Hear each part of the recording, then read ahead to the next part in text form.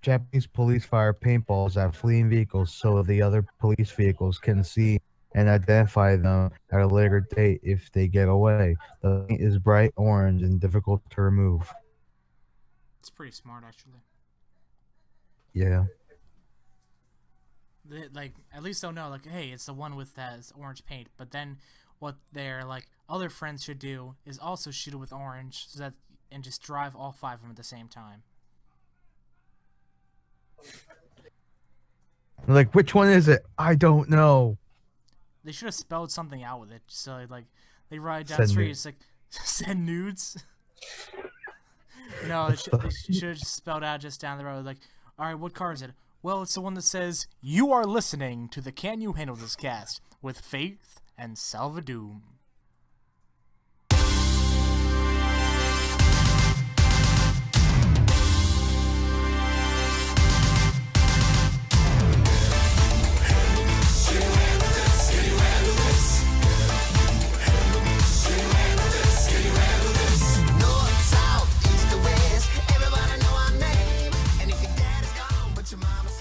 And welcome, ladies and gentlemen, to the Can You Handle This cast. I am Faith, joined as always by the man who once ate an entire country. It's Salvadoom, emotionally drained from what happened this week. And this week alone, like, I think one day this week alone drained us. Which day is it? Vote on your phones now. Text A for Raw. Text B for SmackDown. Text C for something outside of the country. Vote now. Thanks for voting. The answer, yes, of course, was Wrestle Kingdom 11, as you can probably tell from the background of this video. All I have to say about this is I started watching New Japan Pro Wrestling at Wrestle King 9 when Global Force Wrestling and Jeff Jarrett was there. I can tell you one thing. This is the best Wrestle Kingdom to date as an American audience viewing it because the entire match card was stacked. I'm not going to lie, I wasn't sure how they were going to match up because this was the first, as I've said many times, this was the first Wrestle Kingdom they put on without Nakamura, but oh my goodness, they just way exceeded my expectations. I mean, realistically, New Japan knew what they were doing going in. They knew most of their stars are gone. They don't have much. So I'm just like excited talking about this again because Wrestle Kingdom, it's like the pinnacle of professional wrestling. Like WWE is the pinnacle of sports entertainment. This is the pinnacle of wrestling because you can see the passion in every match, whether it be the anime match in the beginning of the show or the main event. You can tell every wrestler wrestling on the card wanted to be in that card. And it definitely showed because, I mean, they did kind of have their backs against the wall here because they had no Finn Balor, no AJ Styles, no Nakamura, no Anderson, no Gallows, no Ibushi technically, we'll get to that. But they definitely didn't have a lot of their big stars, but it definitely showed what they can do and how they can make new stars for the future. You could, yes, as you said, like you just said it as I would say it, because the stars that they're developing right now, you can tell, not only you can tell from the match card which stars are going to be in the future, who's going to be the future G1 winner, who's going to be like going far in the G1 this year. It's all around. It was a beautiful card. Like from the beginning match of the anime match, it tied in so well to the anime to the point I didn't see this match because my stream froze. But you kept telling me it's the girl from the anime. It's her voice actress. Yeah, it was his Manager. his manager in the show coming out, and I was like, wait a second, oh my god, dude, this is beautifully tied in. It was Tiger Mask W versus Tiger in the Dark, and it just fit perfectly. I loved it. Yeah. Like I don't watch the show much, but I still knew exactly what was going on. Yeah, and that's like one of the things that people kind of like speculating, will this work, will this be a thing, will this actually be a match that's worth it?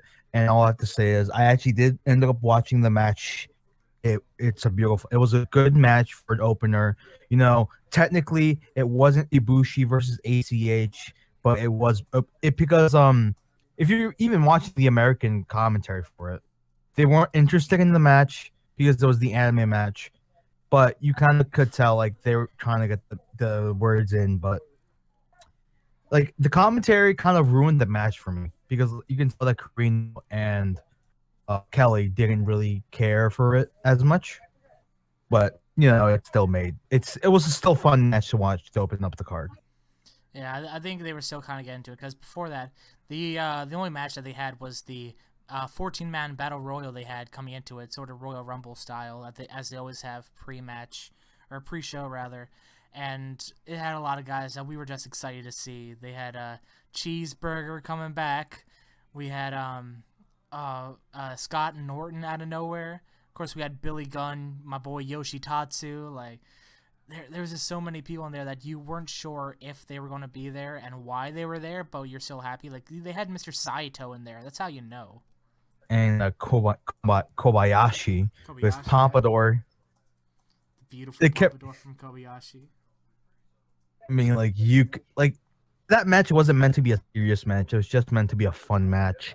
The fans were walking into the arena, so it was like something for them to watch. And people kept saying like, "Oh, this match is a one," because it wasn't like a good match. It wasn't meant to be a good match. It was meant to entertain the fans. I was certainly entertained. I believe it got a 1 star from Meltzer, which isn't like, come on, like it's a battle royal. You got to take it as what it is. Like it's not going to be Michael's Undertaker. It's just going to be fun, get your spots in, and I was kind of disappointed that Cheeseburger didn't win, but hey, it's got to go to someone. Yeah, Michael Elgin entering number one, finished the match, and going from there afterwards, I will tell you what actually happened after the event to tell you what Elgin did. Good Because Elgin, dude. Elgin, he just wants to bring honor back. But the first match of the night, we just talked about it, the anime match. Tiger Mask W won the match.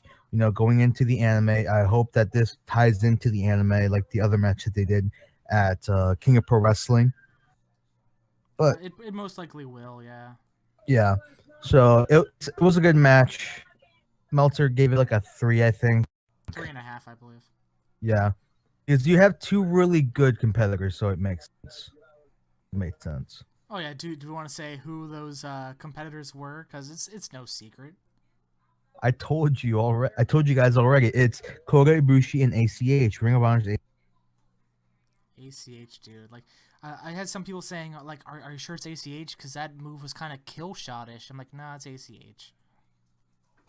Like Killshot is too skinny. Like he's too small of a. Killshot reminds me more of like a Rich Swann type build. Yeah. Well, ACH he has a build that you wouldn't expect him to do all these high flying moves, but he still can. Yeah, definitely. Yeah, that one got 3 stars.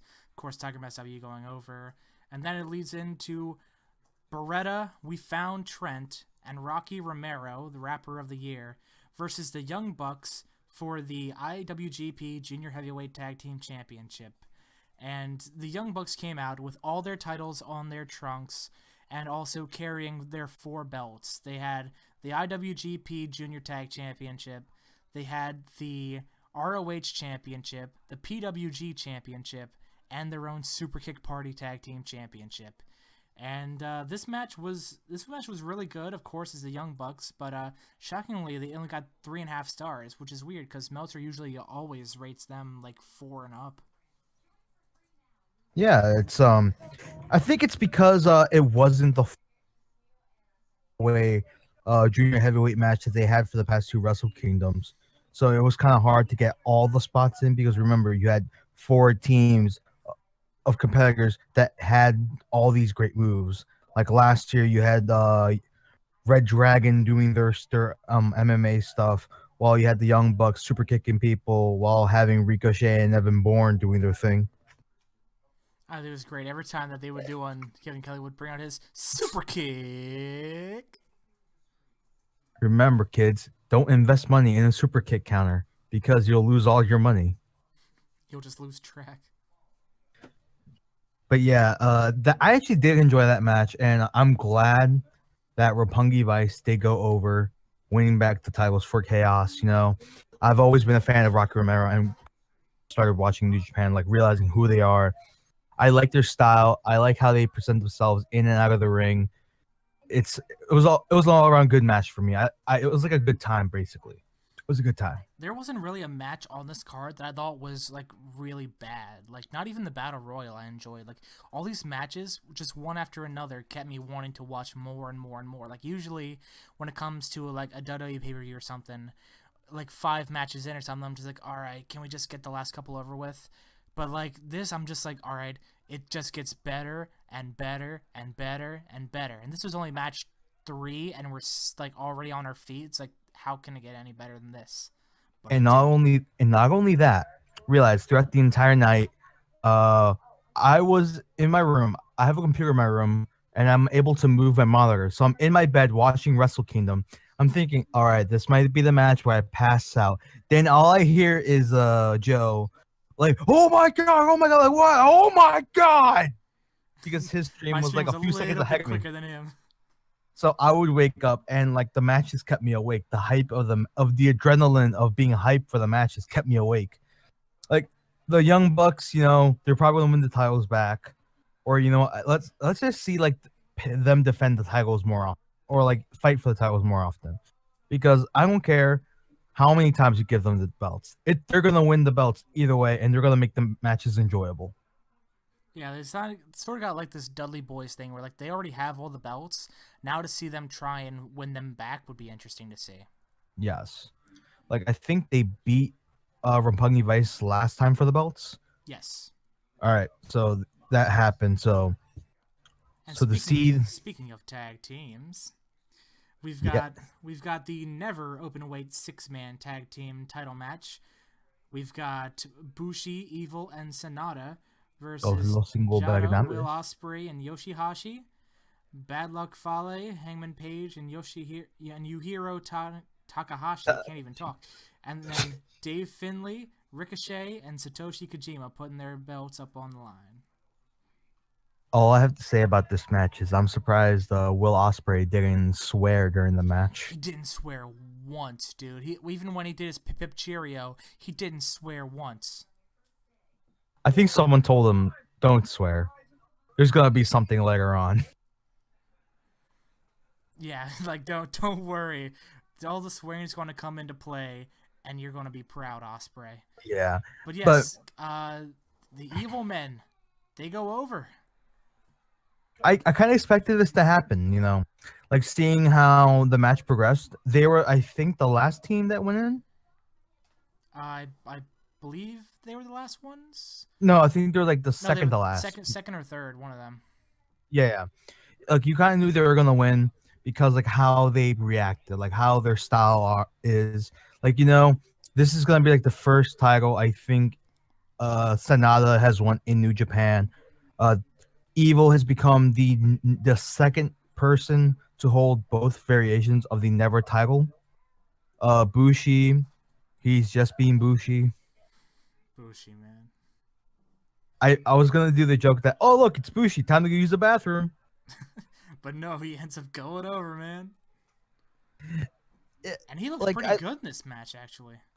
a lot of them looked good because like this is like the type of match that if this was the junior tag team match, it would have gone a higher grade by Meltzer because every wrestler had their spots in. Takahashi with it, Yujiro Takahashi with his hookers, Hangman Page doing his stuff, Fale being the big guy throwing people, Kojima being the elder of the group, eldest of them all, showing his experience. And apparently this was everyone dye your hair blonde night. Yes, Osprey dyed his hair blonde. Takahashi kind of dyed his hair blondish. Yoshihashi had his hair blonde for a while. But yeah, this match I actually did enjoy a lot more than I thought. I would because like I thought, oh, it's gonna be the never 6-man tag titles. I initially thought that it was going to come down to Osprey and Ricochet going at it again, but I was pleasantly surprised that it didn't. Yeah, because maybe they were saving that for the best of the Super Juniors tournament, or like have them face each other in the best of the Super Juniors tag tournament. Something like that, yeah. Yeah, so we just need to wait long. We just need to wait a little bit longer to see that rematch. And speaking of waiting, the wait was up for Cody Rhodes to finish his 4 big pay-per-view matches. When Cody, that's right, all Romanized letters, no Japanese at all, Cody beat Juice Robinson in a 2 3/4 star match, which honestly wasn't that bad, but it was probably the weakest on the card. It was kind of the weakest card because of the hype that it had, surprisingly, because of Cody. His being his first major event outside of WrestleMania. Because if you really think about it, Wrestle Kingdom is the second biggest arena that he has wrestled in. Because this year he wrestled at WrestleMania in the AT&T Stadium, breaking over 100,000 people record. Right. Yes. This is his second arena match. This is the second arena match, like being in like a stadium. Yes. Well, this year, yes. Not of his career, because he's done WrestleMania plenty of times, but this Yeah. year, yes. Yeah, this year. And you gotta think, he did WrestleMania in March. He did Final Battle, and he did whatever TNA's thing is. One Night Only, One Night Stand, whatever. What is it called? Bound for Glory. Bound for Glory, and then he just did Wrestle Kingdom. So that's 4 different companies, big shows he did in the span of a year. Like, what more can you do, man? Like, this is the year of Cody Rhodes and just tearing it up. Yeah, and not only that, if you really think about it, Cody Rhodes actually does care about wrestling. Like, I think him leaving WWE was the best he could have done because, like, he's done 4 major shows in a year. After his 2 months of no competing, as a snap of the finger, he's everywhere. Yeah, right. Like, he's just like, all right, you don't want to do anything with me? You want to keep me as Stardust? I'll show you that I can work big arenas like it's nobody's business. Yeah, and that's why people do love Cody Rhodes, even though personally for me, like I enjoy his matches, but not as much as like he thinks. Right. Yeah. So other than that, I think everything afterwards was kind of okay. Well, I Like mean, I I think mean everything not, from there got better as it went on. yeah, I just talk about like the match itself. The match itself was an okay match, Juice Robinson being the sacrificial lamb per se for Cody kind of made sense, but it doesn't seem like Cody's staying in New Japan for a while. Say what It you seems like want. Juice Robinson was at Wrestle Kingdom. Never forget. he yelled out, "I'm in the fucking Tokyo Dome." I think we yelled that out, right? I wouldn't doubt it, man. Yeah, he just CJ Parker, dude. CJ Parker broke Kevin Steen's nose and like he's disappeared after a while. I was really hoping for him to break Cody Rhodes' nose. But that's just his gimmick now. He breaks people's nose. Yeah, but yeah, it was an okay match. Cody wins, and apparently this entire match will coincide with a rivalry that might never happen again in Ring of Honor because as you all know by this point, Steve Corino has signed a deal to work with WWE as a head trainer for the Performance Center. So I feel like what he did after the match was kind of a waste. Yeah. Because at Final Battle, after his match, Cody Rhodes attacked like everyone, broke the ring, broke everything, and it just pushed Steve Corino. And I kept hoping, like, is this going to be a rivalry? I want to see this rivalry. But by this point, it's nothing anymore because Cody, he's going farther and farther in his career, and know Carino's leaving, so it's like, why would you do this? But right now, It's probably just setting something up for maybe in the future if Carino ever decides to come back, or they have him on like a part-time thing, and then maybe it's just something to set up like if yeah, just in case. or maybe it might set up something bigger. Maybe because of Carino's current rivalry with BJ Whitmer, it might lead something with that. Right. Also, in this match, I know not a lot of people point out things like this, but I really enjoyed the final sequence they did, where it was like a reversal. Like Cody was going for a suplex, I believe, and then CJ, or whatever you want to call him, Juice Robinson, reverses it into a hippie drop, but then Cody reverses that into a crossroads and then ends it with the crossroads, which I'm shocked that they still let him call it the crossroads. Cody actually ended up like fighting WWE for a lot of the rights for some moves that he has. And like not only that, he now officially owns the name Cody. He owns his theme song, so he uses it everywhere he goes. Yeah, like I like that. I like when guys, are able to use whatever they want without having to change their name legally. Which, even though his name, even though it's Cody Runnels, he's been using Cody Rhodes for pretty much the entire thing because that was his dad's name, Dusty Rhodes. So it would make sense that he would have Cody Rhodes, even though I guess he had to fight him, even though it's his namesake. But overall, for that match, it was like for me because like I kind of know who Juice Robinson. I wanted to see how good Juice Robinson can actually wrestle. Yeah. Like at this like main point. Yeah, it was just kind of there. Unlike the next match, the ROH World Heavyweight Championship being defending as Kyle O'Reilly took on Adam Cole, baby.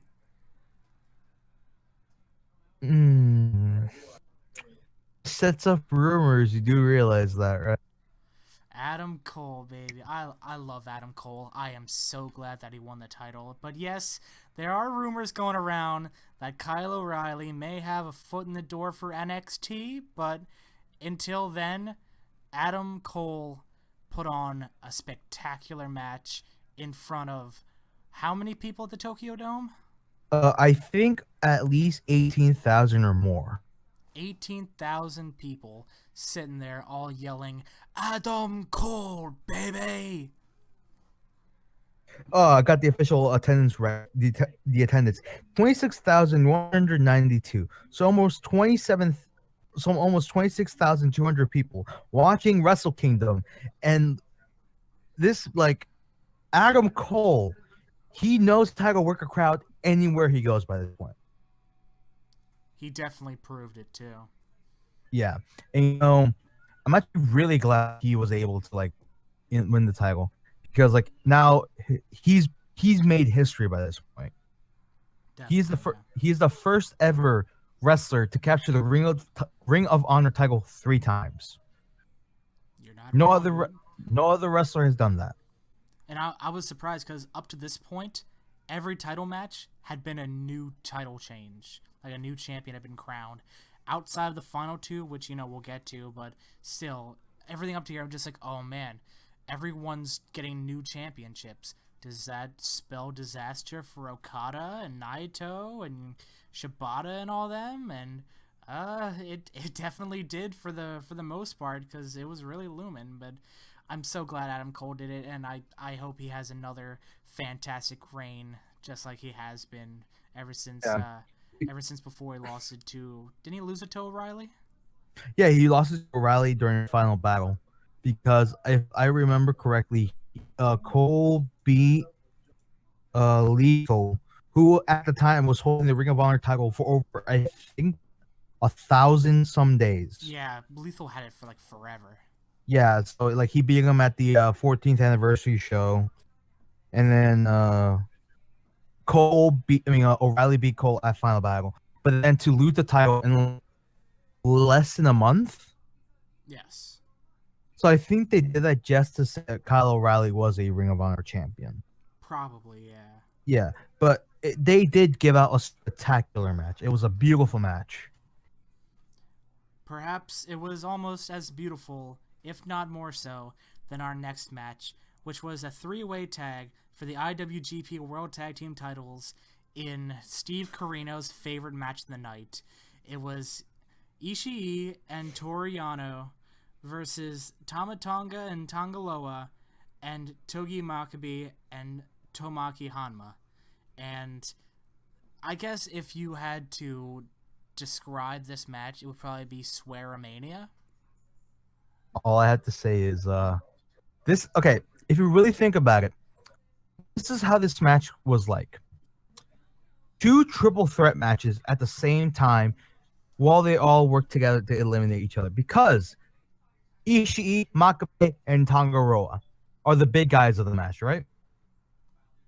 Correct. They beat the shit out of each other. And I'm proud to say that. Like, they literally almost wanted to kill each other. And that's what I want to see in my Japanese Pugaresu. I think I think everyone could safely say that there was no way that Toriano was going to win, but he did. He stole a win. He This is steals everything. like before the match even started. Some backstory on this match. Toriano, at the end of the World Tag League, I think the day afterwards, he attacks on Makabe. He attacks Makabe and Hama, takes their trophies. At the same time, he attacks champions and steals their belts. So he had their belts and their trophies for like a month, for over a month actually. Yes. He comes down with all of it, and then he takes all of it. He steals everything, dude. He stole our hearts. He stole our wallets. He stole our DVD sales. He stole everything, man. That's what I love about Chaos, really, because like all the crazy characters, like out of all the factions in New Japan, there's like two that I'm a big fan of. One of them is Chaos because of all the crazy characters that they have. The other one is the Great Bash Heels because of the fact that it's just two people that stuck together for so long. Basically, yeah. I really wanted Makabe and Hama to win again this year, but it wasn't meant to be. It wasn't meant to. I'm so happy that Ishii and Yano went together because they're such an odd couple. I love them. But the thing is, like, they know each other so well. Like, actually wrestled against each other before, and they're like really good friends. So Yeah, yeah. I'm glad that the friendship dynamic always wins. Yeah, yeah. Not only that, uh, someone should make a video on YouTube. I want someone to make this. I want someone to compile every single swear in this match. Oh, make like the entire match, but every time somebody swears, it gets progressively faster and faster. So by the end of the match, all you see is white. It's just like done. Because all I remember it was like, fuck you, fuck, go fuck yourself, shit. And Steve Corino was laughing the entire time. And if this match was in Ring of Honor, they will all be. Oh, that would be fined significantly. But this was a fun match just to watch. It was a fun match. And almost as fun as our next match, as the IWGP Junior Heavyweight title was defended and lost, as Kushida lost his belt against Takahashi. Boy, oh boy, Taka, what will you do next? He is the time bomb. The You never know what he's gonna ticking do. time bomb. He's crazy. It was the time bomb versus the time splitter. Splitter. I love both these guys, but I was kind of sad to see Kushida lose, but good for you, Taka, man. Like this for a junior heavyweight match. It was a pretty like stiff match, Yeah, definitely. but like Takahashi is going to do a lot more. Belt. I can see him like defend the belt a lot more. I'll get to it later on because I did see the day afterwards, the New Year's Dash, and there's like a lot of development for that too, like all these future matches. So, the match was a good match. It was a good long match. Team around 16 minutes, right? That was 16 minutes, 15 seconds. All right. Like it was a good, like decent, like match for time stakes. So it was a beautiful exhibition. I want to call it an exhibition. It didn't feel like a match. It felt like an exhibition to showcase their skills. Definitely, yeah. Like it definitely seemed more something attuned to Osprey Ricochet than it did like a serious match. Like, Yeah. It's definitely like had them get their stuff in and just put on a show. And that's something that the other match isn't, because my personal favorite match. This is these matches for the never openweight title. Okay, backstory on the openweight title. The openweight title was originally made for the new talent, but it's like name. The name never is an acronym for the words New Blood, Evolution, Valianty, Eternal, and Radical. It was meant to be for like the young lions, but then again, older guys started getting it. Nagata got it. Shibata got it. Makabe, Ishii, everyone's like trying to kill each other for this damn belt. And Now, Goto killed his best friend for a title. Goto taking out his best friend for a chance to win the Never Openweight Championship, and he did it in a 4.5-star outing. For the backstory of this match actually has a year in the, because Goto at the end of Wrestle Kingdom 10, he beat Naito, and people thought this is gonna be his moment. This is when he starts to get his footing, because Goto has a record of losing top, like, really high tier matches. Like he faced the champion Okada and lost. He was at the G1 finals, he lost. Every title match he lost. It's definitely sad, but true. Yeah. So this match was kind of like, I felt this was his coming of age title win, because Gogo kept saying, I don't need a group, I don't need chaos. He joins chaos. He goes to the end. He goes to the ending of the G1 tournament, and now he beat his best friend, who people are calling the greatest technical wrestler in Japanese wrestling history as of right now. Like, he's the akin of a young Antonio Inoki right now. Basically, yeah. He beat Inoki in a sense. So for Gogo, I'm glad he won this title. I'm glad. I want to see where this goes. I want to see. I want to see him win the damn title. I want to see him win the world title, the heavyweight title now. The Fierce Warrior needs the title win. I hope so. I hope it's coming. Yeah. And then we go on to probably my favorite match of the night, the IWGP Intercontinental Championship, as Tetsuya Naito successfully defends the title against Hiroshi Tanahashi. And this match just had so much into it. It felt like a war, and it was definitely a war. And it was going to be tough to top this, but I think the main event actually did. But this match, if Omega Okada wasn't the main event, like if that wasn't on the card, this would have been match of the night, dude. Yes. People were kind of wondering about this match. There's a YouTube video out there. Highly recommend after you listen to the podcast to watch this video. A guy kind of describes the final two matches: Naito, Tanahashi, Okada, Omega, talking about each individual wrestler and why this card's so important to them. Naito beating Tanahashi means more if you understand why he hates Tanahashi so much. Yeah, definitely. Yeah. Like, the story behind it is Naito won the G1 Climax to go into Wrestle Kingdom 8 for the title. He was supposed to face Okada for the belt. But the other match was Tanahashi versus Nakamura for the Intercontinental title. And it was a fan vote to see which title would become the main event. And the fans, at a unanimous decision, voted Tanahashi versus Nakamura. How could you not pick Tana and Naka, though? I mean, you got Yeah. And this where it's kind of developed something in Naito where, like, he hated himself, but when he went to Mexico and he came back from Mexico, he learned, like, it's not his problem. It's not his fault. It's Tanahashi's fault. But afterwards, he kept saying, like, look, I don't want this match to be the main event because I want to beat Tanahashi. I want to beat him at his level at Wrestle Kingdom. So I'm glad Naito beat him.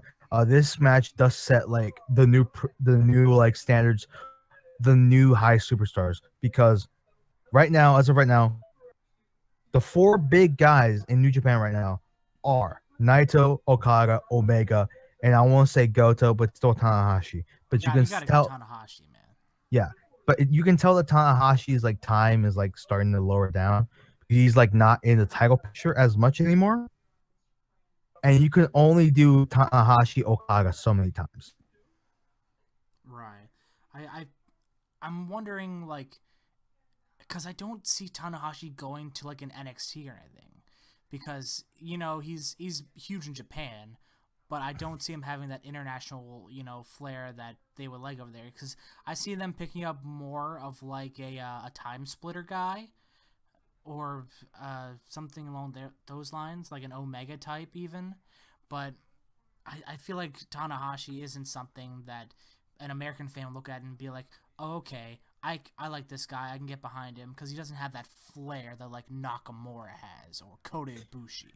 Yeah, and like reason like the fans love Tanahashi was because he stood behind Japan in its like dark ages, like 2000 all the way up to I believe 2009. Tanahashi was there. He was a young boy going up facing giants. Wrestle Kingdom 2, he beat Kenji Mura for the title. For like that match was the passing of the torch. So Tanahashi was there holding New Japan on his back over a decade, for about a decade. So to say like, yeah, he wouldn't translate well to Americans, but Americans who understand the struggle of what New Japan went through, they would be behind him.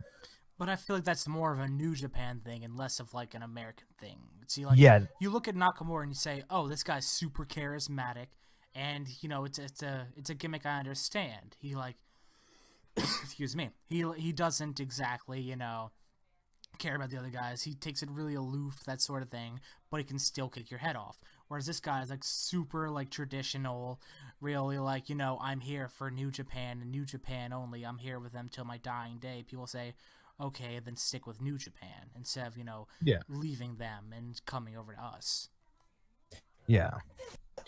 And maybe like people are speculating, what if New Japan ends up having like a working relationship with WWE? Like, what if they have an opportunity to do this? That's why I want to see Tanahashi versus Cena because of that effect. Like, They're very similar. Like if you look at them, they are yeah, very similar. I think someone said Tanahashi is the better John Cena because at least Tanahashi knows how to move. Like so many different moves. Like he's trained in so many different styles. I feel like if Tanahashi and Cena had a match, like a high caliber pay-per-view match, that could be 5 stars in the making. That's he just walk into the ring. That's stars right there. Oh, guaranteed. Yeah, and I think hopefully by the end of this year we can see Tanahashi in the main event, but like going after like the never open with title or something. See like matches like Tanahashi versus Shibata or Tanahashi versus Gogo, Tanahashi versus Makabe. I want to see like Tanahashi try to like I want to see Tanahashi say, you know what? I've held the world title before. I've never held the never open weight title. I want to see him either go after the never open weight title or go after a tag title. Him and Elgin. Him and Elgin would be amazing. They've done the World Tag League together, and apparently they're best friends. That's what I want to see. So like them going after the tag titles might be like the best decision for both, because Elgin still isn't that level where okay I can go after a world title. It could be Elgin. This could be like his stepstone for that. Yeah, we'll definitely have to see. However, the future has already arrived as Okada. The roar of the crowd. The roar of the crowd. Stomp your feet. Cheer loud. Okada defeating Kenny Omega in the first ever 6-star match for the IWGP World Heavyweight Championship. A 46-minute, 45-second war from bell to bell that included more finishers than I care to count. This match, man, all I have to say is, if you're a non-wrestling fan, I will sit you in a room and I will force you to watch this match. Even if you're gonna say, I hate wrestling, wrestling's fake, I will show you this match and tell you If you think this is fake, then please go away. Don't ever breathe again, because you don't deserve to breathe after watching this masterpiece Good of a wrestling lord. match. Good lord. Like, this is a masterpiece. This match is like, you could not believe. Like, Okada in an interview after this match said, "This was the only match in my career where I thought I could have died." Definitely, like, oh my goodness. There were so many iffy moments. It took 4 Rainmakers to put down Kenny Omega. That's how much he wanted this to win. Beautiful storytelling, beautiful working, beautiful beginning, beautiful middle, beautiful end, beautiful parts from the Young Bucks getting in there, beautiful selling from the ref, beautiful close calls, beautiful finishers, beautiful setup moves, beautiful reversals, beautiful everything. The first time I can honestly say this was a perfect match. Like, this match, man.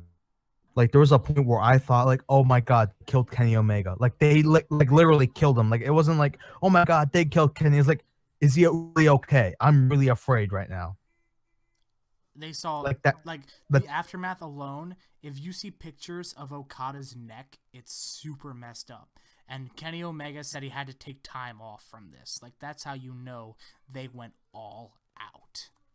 like, there was a spot where it's not spoiling anything because you have to see it to believe it. Kenny Omega was thrown out of the ring onto the table. The table breaks and he falls in between the padding and the guardrail. And there's a big issue about this. I was watching Meltzer talk about this. He was saying, like, remember when Rick Rude supposedly died, like, from a an Yes. elevated platform? Yes. Like, he even like, oh god, this is where Omega dies. Like, this is the end of Omega. But like, those parts, like, for me, I was kind of squeamish for, because I don't want to see Omega get hurt. As a professional fan, you don't want to see your favorite wrestlers get hurt, but then again, you want to see them put the best match possible. Right. So for me, like, this match itself, it scared me to watch it, because I'm like thinking, Jesus, like, these moves are so crazy. Like didn't Okada or Omega like try to do like a Hurricane Rana or like a Frankensteiner, and one of them landed on their head? Yes, that was, I believe, Omega going for it, and Omega landing on his own head. Yes, that's what I'm saying. Like stuff like that, like, makes me squeamish. But then again, it's like, this is wrestling. I shouldn't be squeamish. I watch deathmatch wrestling. I'm not squeamish for that. But it's like, I don't want them to get hurt, but I want them to put the best match possible. I just loved the match itself. It was like pure magic, man. Like, I'm tempted to like find the match on YouTube and to like send it to people who told me wrestling is gay, wrestling's fake. I just want to say, just watch this match. Watch these two men kill each other. Tell me otherwise. Like, tell me if you don't like wrestling after you watch. If you don't, then you're a lost cause. Like, if that doesn't like make you think differently about it, then the only other option is Osprey Ricochet, and if those two don't do it, then I guess you're just never gonna like it. Yeah. Because those are two, like, if you like the serious part of it, then this match is for you. If you love the flashy part, Osprey Ricochet is for you. If you don't like either, then I guess you just don't like wrestling, dude. If you like comedy, go watch the tag team match. Oh my god, the tag team match, just them swearing up a storm. But yes, this put a beautiful top to the end of an amazing event. New Japan does it again. They probably are having the best pay-per-view of the year. Probably a close second would probably be an NXT takeover, if anything. And supposedly there are rumors that this year Japanese wrestling as a whole might be up there right now. Going along with this, New Japan, supposedly New Japan is preparing a lot more with their junior division Pro Wrestling Noah. Apparently, they're rebranding themselves using the Noah name, like calling themselves like the future of something. I don't exactly remember, but all I have to say is I'm not going to go into detail about New Year's Dash. All I have to say is there's a title change. Remember when Bushi and all of them won the title? Yes. They lost the title the day afterwards. To who? They lost it to Tanahashi, Nakanishi, and Taguchi. Well, So it's like awesome. they gave the title to Takahashi. You're not wrong. When Scott Norton came back, wrestled with Saito, with Cheeseburger, Tenzan, and Kojima, and they literally called themselves Team 2000. Team 2000. That's awesome. They beat Bullet Club. Also, uh, a little group, if you remember correctly, Wrestle Kingdom 9. You know of a certain or white and almost killed a man. What's his name, Joe? What's his name? You need to describe to me one more time. Wrestle Kingdom 9. He wore all white. He is known to violently murder his path. He is the man with a terrible personality.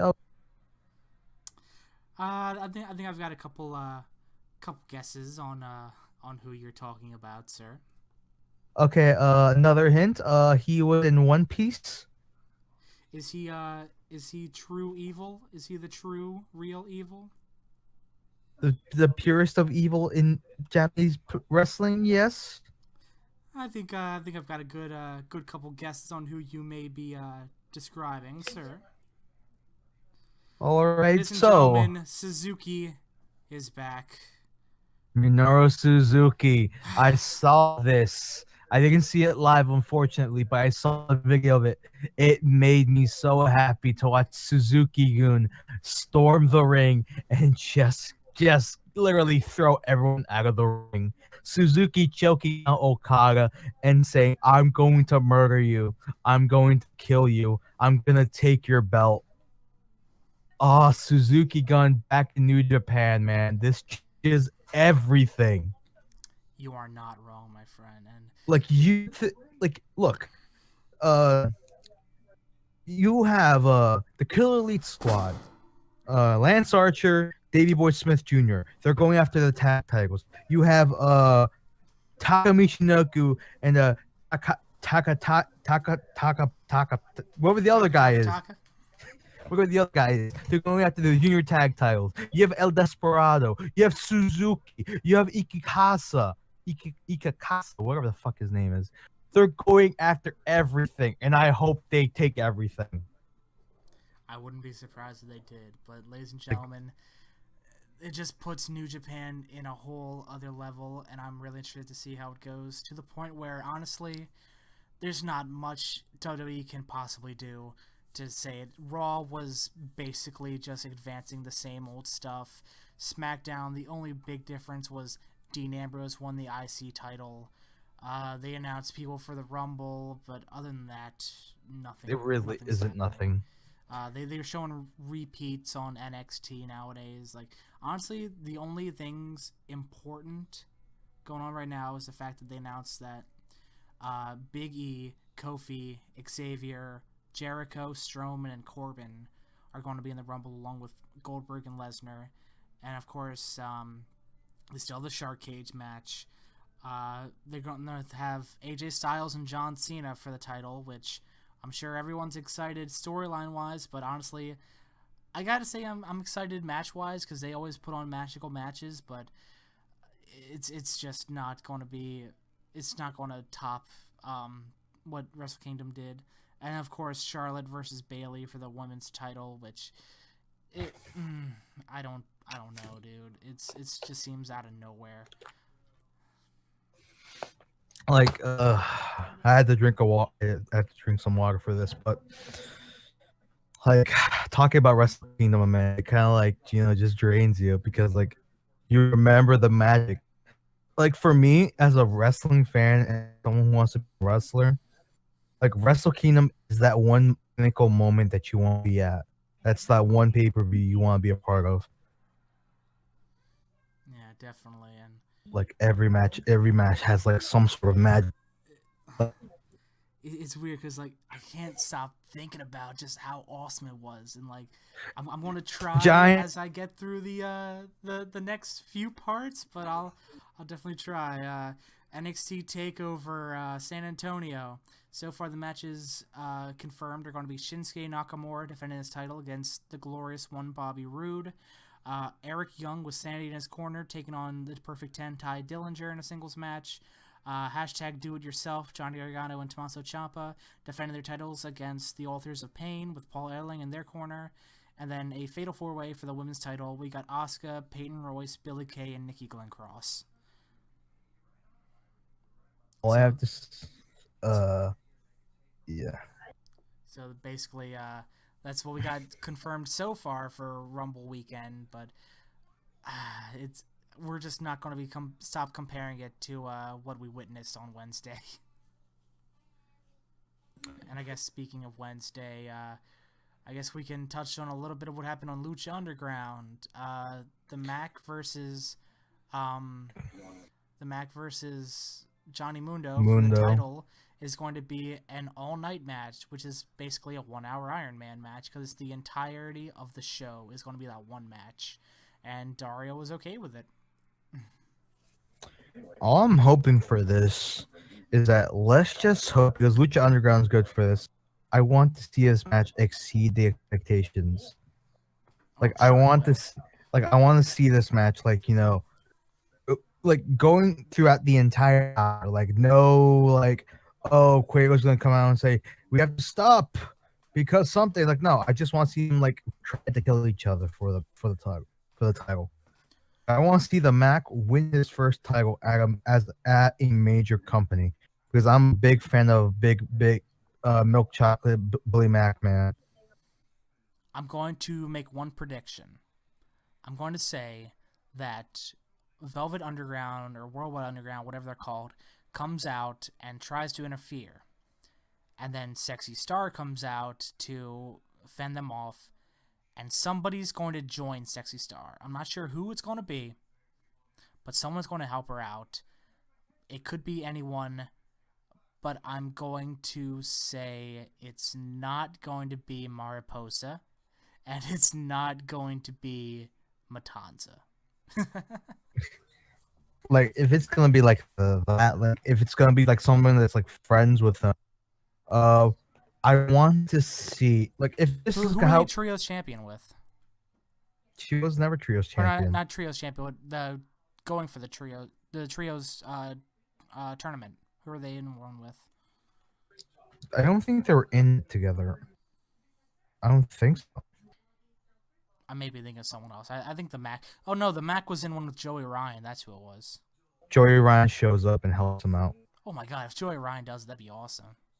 But he just does it. He has his own reasons to do it. Like, since we all know he's a cop. He's a cop. He is a cop. He's a cop who likes to lick lollipops. He's a cop with a lollipop, ladies and gentlemen. And thank you all for hanging out. Is that all the interesting stuff we got to talk about here? Like, I don't think we're really missing anything. Not really much anything else going on. I think I got into everything with New Japan. I mentioned Noah's like trying themselves. I think as of right now we're all good. Yeah, if anything comes up, we'll definitely get you a midweek madness or whatever our show is called. This week's news today, whatever. Anyways, thank you all for listening, and if you guys want to give us some feedback, leave a comment. If you want to share it with your friends, feel free to do so. Give it a like, give it a kiss on the cheek. Show your friends, show your mom, show everyone you possibly can. Join our Twitters, join our Twitches, join our Discord, join our Steam group, join everything, man. Thank you all so much. Any parting words, Salvadoom? Just watch Wrestle Kingdom. Yes, just watch Wrestle Kingdom, please. Even if you gotta pirate it, just watch Wrestle Kingdom. Thank you all for listening, and we will see you next week.